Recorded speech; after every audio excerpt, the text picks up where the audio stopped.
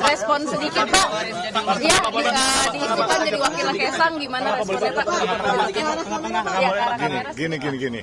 Saya bukan bicara soal wakil. Saya cuman hari itu saya ceritakan aja ya, kenapa terus sampai ke situ. Yang lain saya belum berpikir untuk apa. Hari tanggal 11 itu saya makan siang, diundang oleh Ketua Umum Golkar di kantor beliau. Terus saya ditanya, ini bagaimana ya Jakarta, kemacetan, banjir, terus apa sih kira-kira, kamu kan pelaku infrastruktur. Saya bilang, Pak, kami sedang membangun Harbor Route 2. Itu mengurai kemacetan dari Pelabuhan Tanjung Priuk sampai ke Pluit, bahkan sampai ke Cengkareng. Sebab nanti setelah Harbor Route 2, kami juga mendapatkan tugas lagi untuk Pelura yaitu Pluit Bandara. Jadi kami bikin tol di sana. Terus dia tanya, kira-kira bagaimana mengurai kemacetan yang paling bagus? Saya bilang, Pak, kalau mau mengatasi kemacetan, ini masalah nyali. Nyali apa? Berani apa enggak? Kenapa? Karena kalau mau mengurai kemacetan, mobilnya diproduksi bertambah, jalannya nggak produksi bertambah. Nggak seimbang. Jadi bagaimana kalau menurut kamu? Saya bilang, Pak, kalau menurut saya, coba kita bandingkan dari Semanggi, Sahid Hotel depan, kita mau menuju ke Jalan Tamrin, itu di bundaran Hotel Indonesia, kita bisa stuck 30 menit, 40 menit. Bagaimana nggak menguras energi? Menguras bahan bakar, menguras energi, capek kadangkala. Buat orang-orang tua seperti saya, kepengen ke kamar kecil atau apa, itu bisa stuck di sana. Kenapa sih nggak dibangun flyover? Ini pasti mungkin pada ewu pakewu terhadap pemilik gedung. Karena pasti akan merusak keindahan. Sebenarnya bisa disiasati, saya bilang, Pak. Tidak perlu merusak keindahan. Jalan tetap ada, apakah flyover, apakah BUMD, itu kan bisa ditugaskan bikin jalan tol karena APBD 96 triliun. Lebih dari cukup, saya bilang. Saya cerita kepada begitu beliau. Terus dia tanya, bagaimana soal sampah? Oh, soal sampah gampang, Pak. Saya sudah mulai. Apa soal sampah kamu mulai? Saya budidaya belatung. Maggot namanya. Nah, itu maggot, sampah-sampah itu ibu-ibu rumah tangga tidak akan dibuang lagi. Mereka akan kelola jadi maggot. Nah, maggotnya itu dibeli 4.500 per kilo. Jadi ibu-ibu rumah tangga bisa. Dan kita sudah mulai di kolong jalan tol kita. Kemarin kita bikinin tempat-tempatnya. Insya Allah akhir bulan ini jadi. Jadi kita budidaya belatung. Jadi ibu-ibu rumah tangga yang punya sampah, itu sampahnya akan dimakan oleh belatung-belatung itu. Nah, itu saya ditanya soal sampah. Lalu terus soal kemacetan. Terus dia bilang, bagaimana kira-kira warga Jakarta? Warga Jakarta ini, Pak, semuanya harus pakai kendaraan pribadi saat ini. Kenapa? Karena angkutan umumnya belum nyaman. Walaupun sudah ada MRT, LRT, ya kan, sudah ada busway, harus dibikin yang lebih baik. Bagaimana bikin baik? Pak, shelter-shelternya coba dibikin kayak tempat shelter bus. Pasti, Pak, orang-orang berdasi itu semua pada mau kok naik busway, naik MRT, naik apa semua. Nanti dibikin bus-bus itu. Warga Jakarta, kalau perlu APBD banyak, subsidi, transportasi gratis, kesehatan gratis, nggak ada lagi iuran BPJS, sekolah gratis. Ini kan warga kita, rakyat kita, saya bilang gitu. Kita sampai segitu. Saya pulang, kan jam 1:30 saya udah pulang ke kantor. Tahu-tahu saya dapat telepon jam 2:30. Saya diminta datang ke DPP Golkar. Saya bilang, kenapa lagi, Pak? Ajudan yang telepon. Ya udah, saya bilang saya berangkat datang ke DPP Golkar. Jam 4 saya datang. Di sana sudah ada pengurus Golkar lengkap. Coba ceritain lagi konsep kamu ini. Saya ceritakan. Terus mereka rapat, saya nunggu di luar. Mendadak, Pak Yusuf ada baju kuning nggak? Kata ajudan. Nggak punya, Pak. Udah dipinjemin, katanya. Makanya bajunya gombrong tuh. Ya, kan? Kenapa, Pak? Ya udah, nanti tunggu aja, katanya. Tahu-tahu datang teman-teman dari PSI. Nah, begitu teman-teman PSI, Pak Ketua Umum dengan Mas Kaisang masuk ke dalam kamar, berdua. Terus saya tunggu di depan.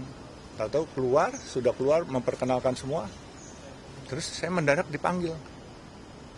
Terus kamu ditunjuk untuk kalau Pak Kaisang mau, katanya ini wakilnya. Tunjuk apa Pak wakilnya? Oh, wakil gubernur, saya bilang. Saya cuma bisa bilang, ini nggak salah Pak, saya nggak punya logistik. Logistik saya bukan buat bagi-bagi rakyat. Saya bilang, wah, saya bilang ini udah perintah. Kata. Oh iya, saya bilang perintah saya tetap jalankan. Nah, kalau rakyat membutuhkan logistik sama saya nggak pernah menjanjikan logistik buat rakyat. Saya menjanjikan kesejahteraan kalian pasti akan lebih baik. Ya, sekolah gratis, ya kan.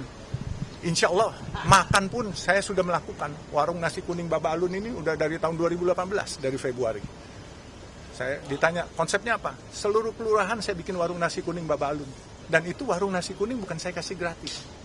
Saya kasih dengan harga 3.000. Daripada saudara-saudara kita makan 10.000 setiap hari, saya juga beli dari warung UMKM nasi kuningnya. Kami nggak pakai catering. UMKM kami berdayakan, kaum termarginal juga bisa kami bantu. Jadi win-win semuanya. Jadi kalau boleh bilang kaum termarginalkan, kaum duafa, fakir miskin, dia bisa makan dengan harga murah. Dan dia juga bisa ikut sedekah. Dengan dia punya 10.000, biasa dia makan 10.000 di warung setempat. Dia cukup keluar 3.000, kami yang subsidi 7.000. Bahkan di Cianjur kita beli cuma 7.000, kami subsidi cuma 4.000 dengan kami jual 4.000. Kami jual 3.000. Jadi saya bilang, sederhana kok Pak. Rakyat Jakarta ini perlu transportasi gratis, sekolah gratis, kesehatan gratis. Karena buat mereka sekolah ini mahal sekarang. Jadi semuanya disubsidi aja. APBD ada 96 triliun. Gitu aja kok repot, dananya banyak. Jadi tadi itu udah diperintahkan, berarti Bapak siap untuk maju berarti? Siap nggak siapnya tergantung perintah. Ini kan baru wacana kalau Pak Kaisang di Jakarta. Ya kan, kalau saya kan loyal kepada perintah atasan saya.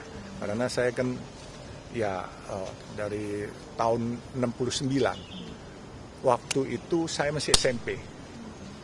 Waktu itu saya ikut kegiatan Pramuka. Pramuka itu dulu di Kuartil Nasional, Kuarnas Pramuka. Dan waktu itu under Golkar dulu semuanya. Jadi kami sudah lama memang dengan Golkar. Jadi udah nggak asing lah kami di Golkar. Bahkan boleh bilang saya di teman-teman Golkar saat ini masuk yang salah satu dari 10 yang paling senior lah, gitu, yang paling tua lah. Orang Jawa Barat bilang enggak sekolah katanya. Pak ini Bapak kadang-kadang menggantikan Ridwan Kamil. Kan Ridwan Kamil nanti ke Jawa Barat, sementara Pak Yusuf Hamka ke Jakarta. Itu tanggapannya gimana Pak? Saya nggak tahu, saya perintah. Kalau saya diperintah ke Jawa Barat jadi wakilnya Pak Ridwan juga oke. Ya kan? Saya juga oke. Jadi kalau disuruh milih, bisa milih nih, membangun. Saya kepengen bangun kampung saya, Kalimantan Timur. Ya kan? Saya bangun kampung saya yang saya jadi warga kehormatan mana? Sumedang. Kan saya udah bangunin Sumedang, 62 kilo. Jalan Cisumdawu, tol Cisumdawu. Dan saya berbahagia sekali karena saya bisa membuat kota-kota kecil di Sumedang itu menjadi desa-desa kecil menjadi kota-kota kecil baru. Sekarang coba Cimalaka, Pase, semua. Itu semua hidup dan mereka jadi daerah wisata. Itu aja hidup saya. Saya sebenarnya udah mau pensiun, tapi kemarin saya pas waktu ditugaskan begitu, saya telepon ke Wakil Ketua Umum PBNU, Habib Hilal, kebenaran saya masih pengurus NU. Saya bilang, Bib, ini mendadak ada beginian. Saya udah mau pensiun. Saya dimarahin malah sama Habib Hilal. Egois kamu. Egois kenapa, Bib? Saya bilang. Pensiun sendiri. Pensiun sama umat, katanya. Sejahterakan umat, jangan sejahterakan diri sendiri. Siap, saya bilang. Udah terima katanya. Ya udah. Pak, tapi kalau dari segi kombinasinya Mas Kaisang dengan Pak Yusuf ini kan menarik, Pak. Bapak sendiri ketika misalnya memang tugas itu nanti muncul, melihat sosok Mas Kaisang ini bisa berkoordinasi dan bekerjasama. Saya nggak bisa menilai. Yang menilai pimpinan. Ya kan saya terima aja. Tapi kalau secara pribadi Pak, di mendampingi yang lebih muda gimana? Tutwuri Handayani. Baik Pak, Ya kan? PDIP menyebut bahwa langkah Golkar untuk memajukan Bapak, mengusung Bapak ini kan merupakan langkah cek ombak. Cuma iseng-isengnya Golkar aja. Pendapat Bapak terhadap tuduhannya PDIP gimana? Nggak ada masalah. Kan tanyakan nama yang buat tuduhan dong. Saya kan aman-aman aja karena saya tidak pernah meminta jabatan. Ya, kalau orang beragama kayak orang Muslim, saya diajarkan. Setiap datang masalah, setiap datang yang senang juga jabatan selalu innalillahi wa innalillahi rojiun. Ya. Terima kasih.